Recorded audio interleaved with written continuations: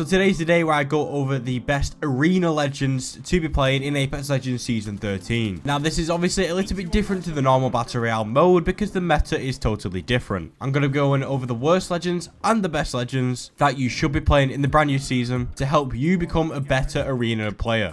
Hey, how's it going? I hope you have a fantastic day and welcome back to the channel. If you're new here, I'm Dominate, and again, welcome to the channel. I post every other day to help you become an Apex legend, so if that is something you are interested in, then do make sure you go down below and drop a sub. So as I just said in the beginning, we are going to be going over the best legends to be playing in arena in the brand new season of Apex. If you don't know what a tier list is, I do many on this channel, and I have a whole tier list playlist in the description down below. But a tier list is a way of ranking things. Obviously today we're going to be ranking the best legends for arena. We'll start off at C tier, which is the worst tier, and finish off at S tier, which is the best. Now the reason why I start off at C tier, we're doing a legend tier list, is because I believe no legend is bad. If a legend was truly bad, they would no longer be in the game, or they would have a massive rework. So to say that legend is bad is totally wrong. But there's a massive difference in legends that are good and some legends that are just straight up OP. Don't forget that this video also has chapters, so you can skip to see what your favorite legend is instead of watching throughout the whole video. So without any more talking, let's get straight into it. So start us off in C tier will be Mad Maggie, Revenant, and Watson. I personally absolutely love Mad Maggie in BR, but when it comes to arena, I just don't think she's it. It would make sense for Mad Maggie to be better in arena because her whole character is based on making area of denials, pushing people out of cover and splitting the team up, which you would think is perfect for arena. But in arena, you tend to be up close most of the time, and even when you're long range, just the way that the maps are laid out, Mad Maggie just isn't the way to go. The same goes for Watson too. Watson is based on making area of denials, which you think would be good in arena, but realistically, because you're not holding down buildings like you do in BR and actual structures like that, where people try and breach in and you stop them from doing so, it's going to be placing your Watson fences out in the open. So realistically, she isn't the way to go either, the same as Mad Maggie. But again, no legend is bad, so if you can use her, then use her, because you might as well play who you're good at. Now we also have Revenant down here, and the only thing that I believe Revenant is good at in arena is his totem. But because it's arena and the maps are much smaller, you kind of know where the Revenant is going to put the totem anyway. So as soon as he pops it, yes, they will come at you in their shadow form, but you most likely know where the totem is, get rid of it, and you're just going to be able to get the easy kill on them. So just to recap C tier, we have Mad Maggie, Revenant, and finally Watson. Moving up onto B tier, we have Lifeline, Caustic, Fuse, Bangalore, Seer, Loba, and finally Mirage. Now, the few people that I actually want to talk about in this tier is actually Lifeline and Mirage. Lifeline is a little bit hit and miss in Apex just overall. Her reviving is absolutely naff in BR, but it can be pretty clutch in arenas. Again, her ultimate is absolutely naff in BR, but it's pretty decent when it comes to arenas. Because in arenas, if you can't afford to have the medkits or the upgraded equipment or that stuff, then you can easily just get it with the Lifeline ultimate. And not only that, it prevents the whole team spending their credits when Lifeline could just spend a load on her ultimate instead. But the good thing that comes with Lifeline in arenas is her heal drone, because everyone is so close together. When using her heal drone, every single person gets a bit, and again can be pretty clutch in arenas. And for me, Lifeline is just a better arena character than she is BR. I know that sounds crazy, but I truly believe that now. But hey, if that's the way it is, then I guess that's how it is. Moving on to the big boy himself, we have Caustic. The famous gas man is actually pretty decent when it comes to arenas, and the best way I like to use him is actually use him as a sort of alarm. So when you're running around, you're just throwing your gas traps here and there, thinking wherever someone could flank you. If they come in and your gas trap sets off, you know exactly where that person is. Now obviously this might not be the most efficient way to be playing the gas man, but it is goddamn good. Again, linking with Lifeline, where your whole team is together most of the fight. When using a Caustic, this goes hand in hand, because not only will your team be together, the enemy team will be together as well. So using your ultimate can be absolutely destroying in arenas. Now, Loba is someone I also wanted to talk about in this tier, and that's because I think her bracelet is pretty decent, but her ultimate is not. Now, the reason why is you have to spend quite a few credits to get her ultimate anyway, when you might as well just be spending them on actual materials, such as syringes and shield cells. You might as well just be spending your crafted materials on them instead of her ultimate. And not only that, when you get her ultimate, you can only nab 2 lots, so it's pretty useless in my opinion. But her tactical, on the other hand, is very good when it comes to arenas, able to get height, flank behind, or just rotate around the map, finding that team wherever they are, because we know how some arena players play. But yes, when it comes to Loba, I think her ultimate is absolutely naff, but her tactical is brilliant. Now, Mirage is also in B tier. I would usually put it down in C tier, but when it comes to arenas, this absolute maniac is pretty decent.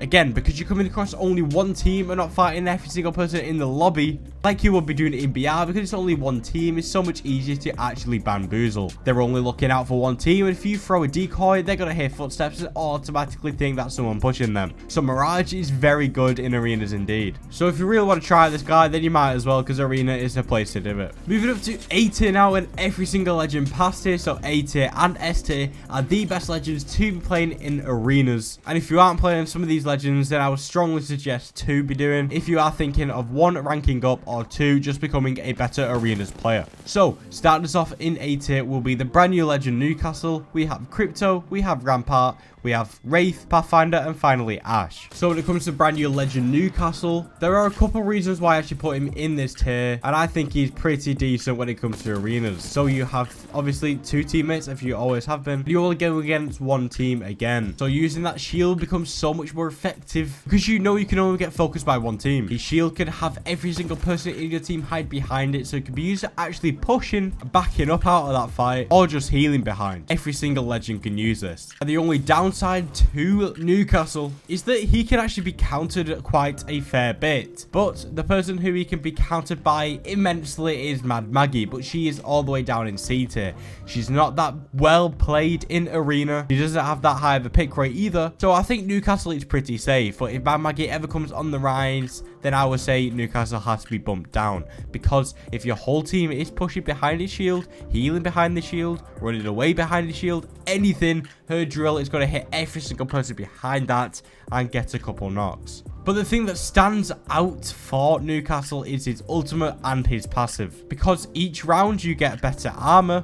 You go from blue to purple, etc. His knockdown shield also gets improved. That meaning when he's reviving someone, he has a better knockdown shield every single round. So he is actually a legend that gets better round by round. And obviously his ultimate is a massive Newcastle wall. Takes a hell of a lot of damage to actually get rid of, but it can be countered and by 1 person only. And this is the next legend we're going to be talking about, and that is Crypto. Crypto's ultimate is absolutely insane when it comes to arenas, because it gets rid of absolutely anything in its way. So if we're talking about a caustic, it gets rid of absolutely every single caustic trap, gets rid of Watson traps, gets rid of absolutely everything. And like I just said with Newcastle, Newcastle's wall actually has a electricity type of damage to it. So if you are an enemy and you go up to a enemy Newcastle's wall and you touch it, you'll get the same effect as you would if you walk through a Watson fence. So Crypto gets rid of Watson fences. That also means he gets rid of the electric static on Newcastle's wall. Just that alone, I believe, puts him in A tier already. But you know he has his drone as well, which can scan a whole side of the map and just see where every single legend is. It's really good for keeping an eye out for any flanks, or just have a look around where the actual enemies are to see where you can flank, etc. So I truly believe that Crypto is a decent legend to be playing. He's actually top of the top for me right now. We also have Rampart up here too, and she's actually the final legend we're going to talk about in A tier, and that's because she's pretty new here. She's never been in A tier before, but she has actually had a new buff to 2 of her equipment. Her walls go up quicker, and the health of the walls are so much more too, so it actually takes a fair bit of damage to actually get rid of, and I truly believe that's becoming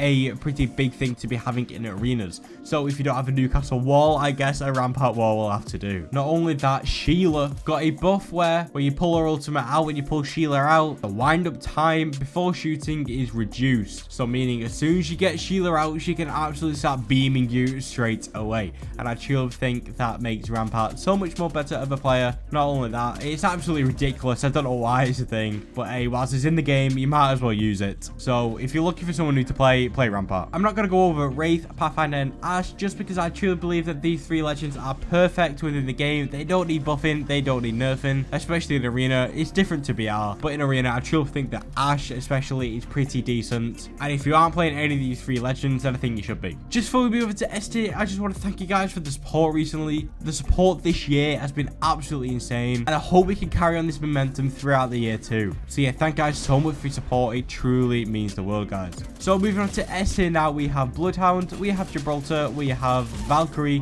Octane, and finally Horizon. I'm going to quickly go over these because these legends are very common in S tiers when it comes to my tier list, because these legends are always at the top of their game. So we have Octane. He has his rotations, pushing out and in of fights using his jump pad. Not only that, what I say one thing is really good about Octane, it allows you and your teammates to use a movement tech on his ultimate. If you don't know what I mean, when using his ultimate, you can actually tap strafe in the air and change directions. This allows you to do movement tech. Not only that, it allows your teammates to do movement tech, and no other legend in the game allows you to do that. We have Valkyrie. Now, when it comes to Valkyrie in arenas, maybe you're not going to use her ultimate to actually rotate around the map like you would in BR, but she's really good for these scans. So you can just randomly pop your ultimate, have a little fly around the map, see where the enemy teams are, and rotate back to your team. We have Horizon to get to high ground really quickly at her ultimate. When it comes to her ultimate, it really helps if you have a good team comp or just team combos. If there are team combos I'm on about or team comps I'm on about, I'll have a video on the top right hand corner of the screen and also in the description down below where I go over the best team comps to be using. And this also applies for BR and arenas too. But when I'm talking about team combos, what I mean is when you use her ultimate, having something like a fuse on her team is absolutely insane, because he can carry so many nades when everyone's sucked into her black hole.